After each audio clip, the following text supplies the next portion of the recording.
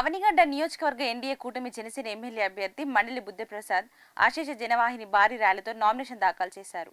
ఈ మేరకు అవనిగడ్డలోని తన పార్టీ కార్యాలయం నుండి పాదయాత్రగా బయలుదేరి తహసీల్దార్ కార్యాలయానికి చేరుకున్నారు.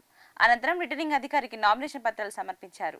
ఈ కార్యక్రమంలో జిల్లా టీడీపీ అధ్యక్షుడు కొనకల నారాయణ, మచిలీపట్నం ఎంపీ అభ్యర్థి వల్లభనేని బాలశౌరి, అవనిగడ్డ నియోజకవర్గ టీడీపీ జనసేన నాయకులు పాల్గొన్నారు.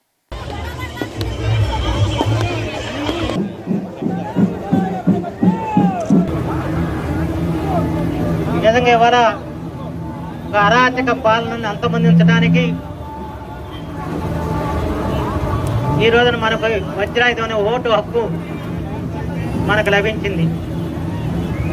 ఈ ఓటు ద్వారా ఇవాళ అలా ఈ రాష్ట్రంలో ఇవాళ చీకటమైన రాష్ట్రంలో వెలుగులు కాబోయే ఎమ్మెల్యే మండలి బుద్ధప్రసాద్ గారు,